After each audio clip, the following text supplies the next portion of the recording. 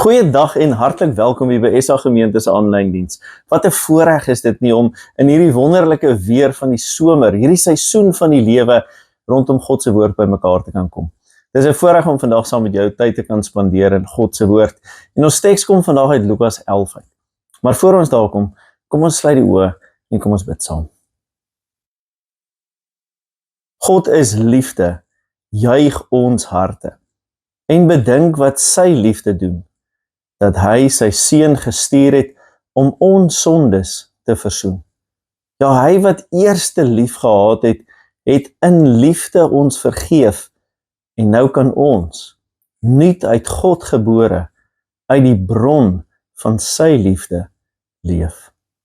Gemeente, ek groet julle in die naam van God die Vader, van Jesus Christus die Seun en die Heilige Gees. Amen. As ek vir oggend vir julle sou sê, knock knock, sal julle byna onmiddellike antwoord wees, who's there?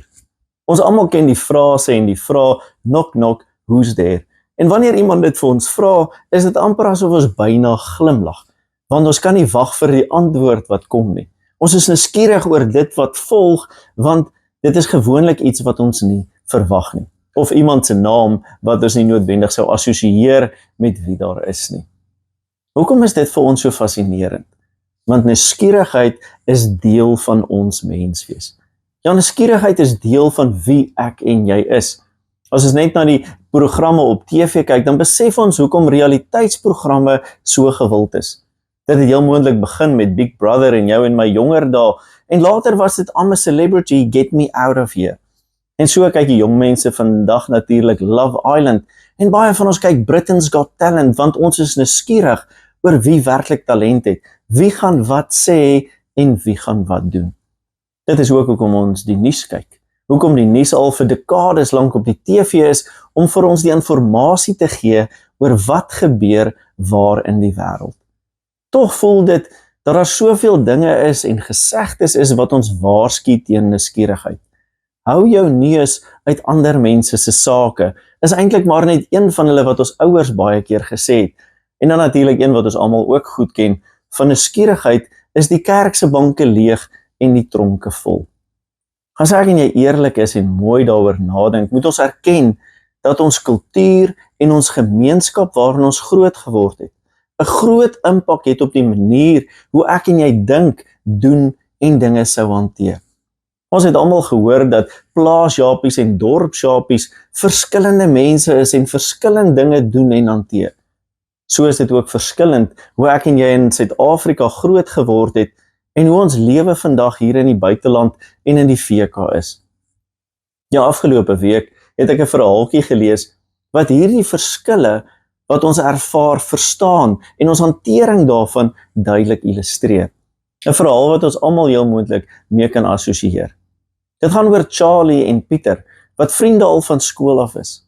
En so ry Charlie een aand laat tot by die sekuriteitskompleks se hekke. Sy swanger vrou wat al hoogswanger is, het langsom en sy 2 seuns lê agter in die motor en slaap. En Charlie vra vir die sekuriteitswag en verduidelik dat hy vir Pieter al vir jare ken en dat hulle net gou-gou gaan kuier.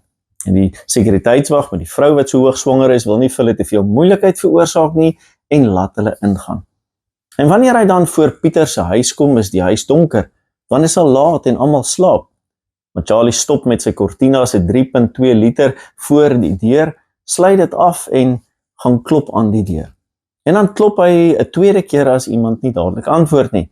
En dan kom 'n stem van binne af, so deur die slaap natuurlik. Wie is daar? En dan antwoord Charlie. Pieter, dit is Charlie, jou vriend van skool af. En Pieter vra dan eintlik baie deur die slaap en bietjie deur mekaar, Charlie, wat soek jy hierso?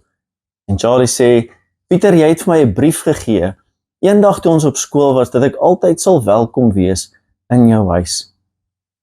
En op hierdie oomblik sê Pieter vir Charlie, Jo Charlie, dit is al baie laat en my hele gesin slaap, kan jy dalk môre terugkom? En dan gesels ons, ek gaan nou eers weer slaap, ons sien mekaar môre. Maar dan klop Charlie weer aan die deur, en Pieter antwoord nie. En so klop hy weer en hy klop 'n bietjie harder, maar geen antwoord nie. Dan begin hy om die huis stap om te kyk of Pieter nie dalk agter kombuis toe gegaan het nie, en so gaan die ligte, die sekuriteitsligte van die huis aan. En met alles wat so gebeur en die gekloppery, begin die huise in die straat se ligte aangaan. En mense kom na buite om te kyk wat aan die gebeur is. En so kom Charlie weer in die voorkant van die huis, waar Pieter vir hom in die deur wag. En Pieter vir hom sê, hoorie Charlie, wat is aan die gang jong? Wat maak jy hierso? En dan verduidelik Charlie vir hom, dat alles in sy lewe nie uitgewerk het nie.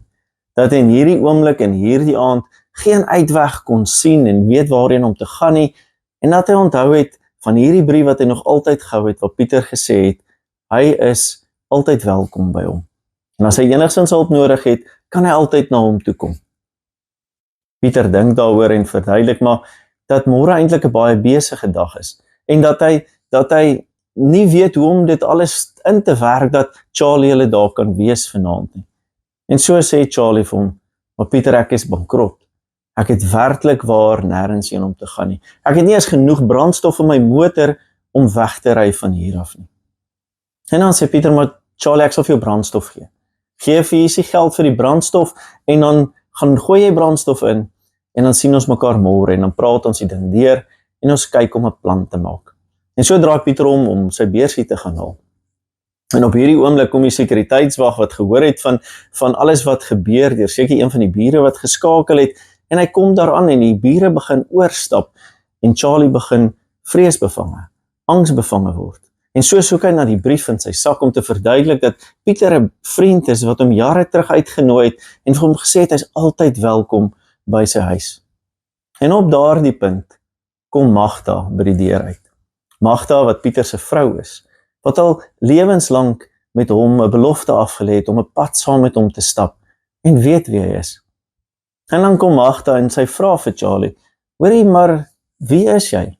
En Charlie verduidelik vir haar, en Charlie wys vir haar die brief. En wanneer Pieter weer by die deur aankom, kyk Magda na Pieter en sê vir hom, Pieter, as hierdie vriende van jou is, dan moet ons hulle inneem. Hoekom staan ons almal nog hier buite? As ek en jy hierdie verhaal hoor, dan kan ons dit sien, afspeel en gebeur. En baie van ons kan verstaan waardeur Charlie gegaan het, die penarie waarin hy verkeer, en hoekom hy hierdie oop uitnodiging opgeneem het. Hoekom hy van Pieter se brief onthou het, en dit ook so letterlik opgeneem het. Baie van ons het begrip vir Pieter se reaksie, vir die ongemak wat hy ervaar het, en weet eintlik dat daardie uitnodiging nie so oop was, soos wat Charlie dit aangewend het nie, dat dit eintlik perke gehad het wat ingebou was. Baie van ons voel dat Magda eintlik die een was, wat die regte en die verantwoordelike ding gedoen het, deur almal in te neem en te akkommodeer vir daardie oomblik. En dit is presies dieselfde reaksie wat Jesus by sy hoorders op daardie dag toe hy die verhaal wat ons vandag gaan lees, wou ontlok het. Hy het op 'n keer 'n soortgelyke gelykenis vertel, en die reaksie van sy hoorders het gewys daarin dat Jesus geslaag het om hulle te laat verstaan waaroor God se koninkryk gaan. Kom ons gaan lees dan nou vandag uit Lukas 11 vanaf verse 1 tot 13. Jesus was ergens op 'n plek besig om te bid, en toe hy klaar was, sê een van sy disippels vir hom, Here, leer ons bid, soos Johannes ook sy volgelinge geleer het. En hy sê vir hulle, wanneer julle bid, sê dan, Vader, laat u naam geheilig word, laat u koninkryk kom. Gee ons elke dag ons daaglikse brood, en vergeef ons sondes, want ons vergewe ook elkeen wat teen ons oortree, en laat ons nie in die versoeking kom nie. Verder sê hy vir hulle, sê nou een van julle het 'n vriend, en jy gaan in die middel van die nag na hom toe, en jy vra, vriend, leen my bietjie 3 brode, want 'n vriend van my wat op reis is, het by my aangekom, en ek het niks om vir hom voor te sit nie. En die ander antwoord van binne af, moenie my lastig val nie, die deur is al gesluit, en ek en my kinders is al in die bed. Ek kan nie opstaan om vir jou te gee nie.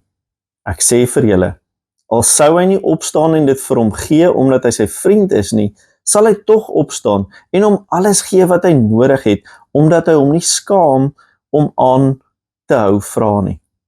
Ek sê vir julle, vra en vir julle sal gegee word. Soek en julle sal kry, klop en vir julle sal oopgemaak word. Elkeen wat vra ontvang, en elkeen wat soek kry, en elkeen wat klop sal oopgemaak word. Is daar 'n pa onder julle wat as sy seun vir hom vir 'n vis vra, vir hom 'n slang sal gee in plaas van die vis? Of as hy 'n eier vra, vir hom 'n skorpioen sal gee? As julle wat sleg is, dan weet om vir julle kinders goeie dinge te gee, die Vader in die hemel nog baie meer. Hy sal die Heilige Gees gee vir die wat vra. In hierdie gedeelte in Lukas 11 vertel Jesus 'n verhaal aan sy disippels wat hulle vir hom vra nadat hy gebid het. Hulle is nuuskierig oor hoe hulle kan bid. Hulle wil verstaan hoekom Jesus kan bid en hoekom hy nie noodwendig by die tempel saam met die priesters hoef te bid wat dan intree vir hom nie. En hulle wil weet wat dit vir hulle kan beteken.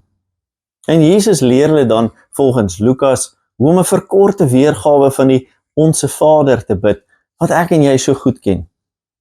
En direk daarna, vertel Jesus van 'n man wat een aand in die middel van die nag skielik gaste gekry het en nie genoeg gehad het om vir hulle te voorsien nie. En so gaan hy na sy buurman toe om te klop om hulp, om te vra vir brood of suiker of melk of koffie, om aan hulle voor te sit, sodat hy 'n goeie gasheer vir hulle kon wees. Om hierdie gelykenis en gedeelte beter te verstaan, is daar 'n paar dinge wat jy en ek in ag moet neem, van die wêreld van daardie tyd wat verskillend was van die wêreld waarin ek en jy leef vandag. Eerstens is dat die gemeenskap, die mense rondom jou, die village waarin mense gewoon het soos familie was. Dis wanneer hierdie man gaan en hy klop aan sy buurman se deur, is dit soos om by sy broer aan te klop en vir hom te vra om hulp. Meeste van ons sal in die middel van die nag ons broer of ons suster kan lei en by hulle aanklop om hulp en hulle sal graag ons help. Die tweede ding wat ons in ag moet neem is dat mense in die Bybelse tyd het baie waarde geheg aan gasvryheid. En dit het sy oorsprong gehad in Abraham. Ons almal ken die verhaal van Abraham wat die 3 manne in die woestyn ontvang het en dan vir Sara sê sy moet 'n paar goed bak en dat hy dit vir hulle kan voorsit. En dan op die ou einde kom dit uit dat hulle engele was van God. Daarom gasvryheid was 'n integrale deel gewees van hulle gemeenskap. Dit was jou plig as gasheer om jou gaste te verwelkom en vir hulle die beste voor te sit en hulle te versorg, want hulle eer was gekoppel aan jou eer. Hoe goed jy na hulle gekyk het was 'n weerspieëling gewees van jou status in die samelewing, maar ook van jou verhouding met God. Die derde ding wat belangrik is, jy kon nie in die Bybelse tyd sommer net oorstap na die winkel toe nie. Daar was nie 'n 24 uur Tesco waarby jy kon instap en melk en brood koop nie. En winkels was ook nie naby nie. Bestanddele was min gewees. So om werklik brood te kon voorsien, was nie 'n maklike taak gewees. En as jy nie genoeg gehad het nie, dan was dit moeilik om dit vir vreemde mense of ekstra mense ook voor te sit. En dan die laaste ding is, verder in die Bybelse tyd was die huise eintlik maar klein gewees. So wanneer hierdie man aan sy buurman se deur klop, is daar heel moontlik dalk nie genoeg kos in sy huis nie. En tweedens was dit eintlik 'n klein huis. So as hy aan sy deur klop, het heel moontlik hy en sy vrou en sy kinders en dalk nog sy ma en pa, die oupas en oumas ook wakker geword, want baie keer sou hulle sommer in dieselfde vertrek almal geslaap het. Dit is dit vir jou en my duidelik dat dit 'n groot ding is om in die middel van die nag aan sy buurman se deur te gaan klop. Jesus se antwoord, Jesus se gelykenis wil die disippels se vraag antwoord. Die vraag wat eintlik agter hulle vraag sit. Die vraag is, kan ons tot God bid? Is God lief vir ons? Is God lief vir sy mense? En laastens, hoor God werklik hulle gebede? Hoor God dit as dit binne ons omgaan? Die buurman weier nie sy nagtelike besoeker se versoek nie. Om 2 redes doen hy dit nie. Eerstens omdat hy 'n vriend is, omdat hy soos 'n broer is, en tweedens omdat sy vriend aangehou het om te vra. En as hy nie aangehou het om te vra nie, sou hy dalk nie in skande gewees het in die omgewing en by die village nie, maar omdat hy aanhou vra, wou hy nie in die skande gekom het nie. En so verstaan, as ek en jy so daarna kyk, is die boodskap van hierdie gelykenis, dit is eintlik eenvoudig. Ons moet bid met vrymoedigheid. Want God is vriendeliker as hierdie buurman of hierdie vriend, hierdie broer. God is meer, want hy het ons aan mekaar geweef in ons moederskoot. Ja, God is ons Here en ons lewegewer. Ons is sy kinders, so ons kan bid met vrymoedigheid. Die tweede is, ons moet aanhou om met vrymoedigheid te bid. Ons kan en moet aanhou, want God is baie vriendeliker as hierdie buurman. Hy is baie meer genadig en baie meer besorgd oor jou en my, as wat enige mens rondom ons is of ooit sal wees. Beteken dit ons kan God manipuleer, ons kan God in die skande stel soos hierdie buurman moontlik sou gewees het? Nee, dit is nie wat die gelykenis vir ons sê nie. Vir baie mense in die tyd van Jesus moes hierdie woorde van Jesus eintlik wonderlik gewees het om te hoor, om te weet dat hulle vrye toegang, 'n persoonlike toegang tot God gehad het. Hulle was gewoond daaraan dat hulle eintlik met vrees en bewing tot God genader het. Soveel so dat hulle, wanneer hulle gebid het, hulle nie sy Hebreëse naam Jahweh gebruik het nie, maar eintlik 'n vervangingswoord en naam gehad het, Elohim, wanneer hulle vir hom gebid het, sodat hulle respek vir hom kon toon, omdat hulle soveel vrees vir hom gehad het. Ja, wanneer hulle offers gebring het, het hulle dit by die tempel gedoen, sodat die priester dit namens hulle kon doen, omdat hulle so sondig en klein was, omdat hulle nie waardig was om 'n verhouding met God te hê. Baie keer het hulle nie eens vrymoedigheid gehad om tot daar te gaan nie, en het hulle by die deur gewag, soos ons baie keer hoor waar Jesus met veral hulle wat siek was, die krepeles, die melaatses gepraat het. Maar Jesus sê, moenie skaam wees nie, moenie bang wees om tot God te nader en tot God te bid nie, want God dra sy sorg oor aan jou. Hy is 'n genadige God vir elkeen wat hom soek. Hy moenie skaam wees om aan te hou bid en te vra nie, want God hoor. Dit lees ons in die verse wat Jesus ook sê, ek sê vir julle, vra en vir julle sal gegee word. Soek en julle sal kry, klop en vir julle sal oopgemaak word. Elkeen wat vra, ontvang, en elkeen wat soek kry, en vir elkeen wat klop, sal oopgemaak word. Vra, soek, klop. Vra, soek, klop. Vra, soek en klop. Dit dui so half en half meer en meer op intensiteit, op herhaling. As jy soek, vra jy oor en oor waar iets is. As jy klop, klop jy nie net een keer nie, jy hou aan klop totdat iemand antwoord of die deur oopmaak. Dis amper asof Jesus hier sê dat sekere situasies genoeg is om een vraag en 'n eenvoudige vraag te vra, maar dat daar ander situasies is waar 'n meer intense vraery nodig is, waar daar meer en herhaaldelik gevra moet word totdat daar 'n antwoord sou kom. En dit is in die aard van jou en my as mense om te vra, om nuuskierig te wees, om te wonder en om te wil weet. Ons almal weet, ons almal ken iemand wat langs 'n sterfbed staan of sit en vra het. Ons ken mense wat deur ernstige en moeilike depressie gaan en wonder daaroor. Of dit 'n jong mens is wat vir die eerste keer deur die realiteite van die lewe getref word, of mense wat 'n terugslag ervaar het of 'n mislukking beleef het en dit ernstig en diep in hulle lewens beleef, hulle almal vra hierdie moeilike vrae. Ons lewe baie keer met soveel vrae waarop ons nie antwoorde kan kry nie. Hoekom sterf iemand se kind op so 'n jong ouderdom? Hoekom moet my man of my vrou ly? Hoekom moet ek alleen wees hier waar ek is? Hier waar ek reis, hier waar ek weet God is saam met my, hoekom is ek alleen? Wat wil God my leer waardeur ek moet gaan, deur dit wat ek deurgaan? En hoekom ek God? Hoekom met my? Inderwaarheid voel ons baie keer asof ons net wens dat Jesus hier op die stoel oorkant ons kon sit, sodat ons vir hom hierdie vrae reguit kon vra. Dat ons om in die oë kon kyk en antwoorde by hom kon kry om beter te verstaan en te weet hoe ons hierdie lewe moet leef.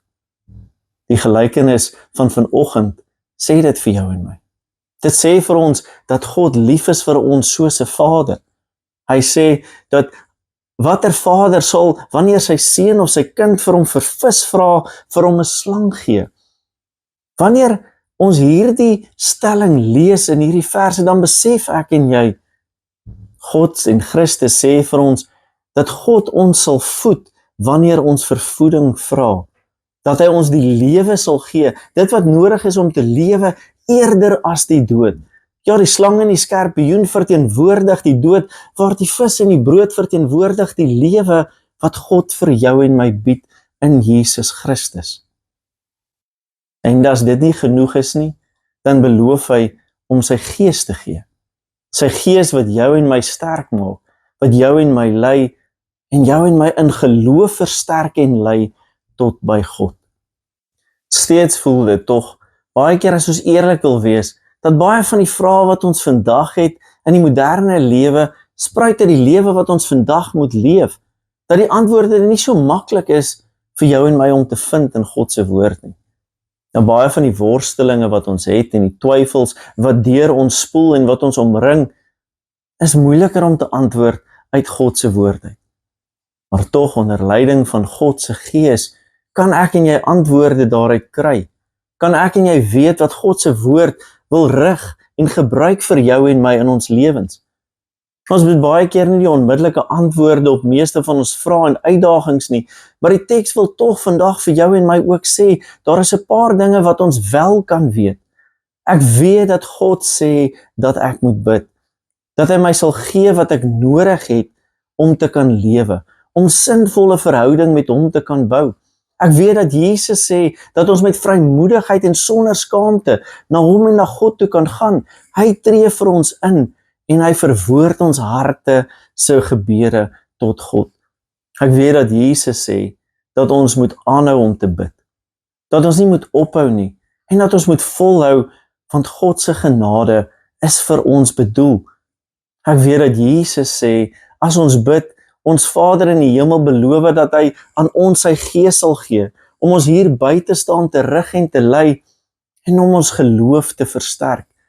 En ek weet dat God se gees, die Heilige Gees, ons bystaan in ons swakheid, in ons uitdagings, in ons moeilike tye, en ons help om te bid, om nader aan God te groei, en verseker te wees van sy ondersteuning. Ja, ek weet dat die Heilige Gees ons laat besef dat God ons lief het, dat hy vir ons lief is en dat niks maar niks ons kan skei van die liefde van God nie. En ja, ek weet dat ek nie altyd weet nie, maar dat ek ook kan weet dat God daar is vir my, al verstaan ek nie altyd nie. 'n Stuk wat ek gelees het so ruk terug van 'n teoloog, het C.S. Lewis se woorde gebruik oor gebed en die volgende daaroor geskryf. In Getsema het die heiligste van alle bidders 3 keer gevra dat 'n bitter beker by hom moet verbygaan. Dit het nie. Sedertdien kan ons maar die idee uit ons kop sit dat gebed 'n soort onfeilbare wondermiddel is om te kry wat ons wil hê. Dit wil natuurlik nie sê dat God se spesiale teenwoordigheid in gebed ons nie onbeskryflik troos nie. Ek weet dat my God lewe. Ek weet dat God my ongelooflik lief het, dat God jou ongelooflik lief het en jou by die naam roep. Ek weet dat my God my nooit sal versaak of verlaat wanneer ek hom die nodigste het nie. Al weet ek niks anders nie. Ek weet, die Heilige Gees is aan my gegee, aan jou gegee en aan elkeen gegee wat Jesus Christus aanvaar as hulle verlosser, om die geloof te gee, om alles te oorkom, om sterk te staan in die geloof en die pad te stap saam met God. Maak nie saak hoe swaar of moeilik dit is nie. Want ek weet, my Here hoor. Hy maak sy huis oor en oor oop vir my, om jou en my daarin te verwelkom, sodat ek en jy daarin kan leef. En dit noem die Bybel geloof. Mag ek en jy in ons geloof met ons vrae en worstelinge en soeke omgaan. Mag ons dit na God toe neem voortdurend, gereeld en aanhoudend. Nie omdat ons dit kan doen nie, maar omdat ons weet dat God ons lief het, dat hy jou ken en dat hy jou hoor. Amen. Kom ons bid saam. Ons Vader wat in die hemel is, laat u naam geheilig word. Laat u koninkryk kom. Laat u wil geskied. Soos in die hemel, so ook hier op die aarde.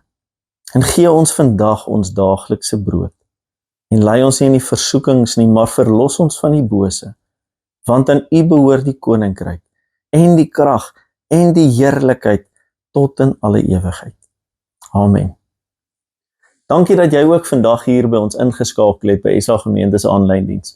Vir elke SA Gemeente lid mag jy 'n geseënde Sondag hê. Vir elkeen wat ingeskakel het, mag jy 'n fantastiese week hê. Mag jy die seën van die Here ervaar. Ontvang nou die seën van die Here en gaan in vrede. Mag die genade van ons Here Jesus Christus, die liefde van God die Vader en die gemeenskap van die Heilige Gees met julle elkeen wees en bly. Amen. Indien jy 'n bydrae sou wou maak op 'n finansiële manier by ons gemeente, die skyfies wat hierna volg, sal vir jou al die inligting gee wat jy benodig. Mag jy 'n wonderlike Sondag hê. Mag die week en die weke wat kom geken word deur God se nabyheid. En mag jy in gebed intree voortdurend tot hom. Tot volgende keer. Totsiens.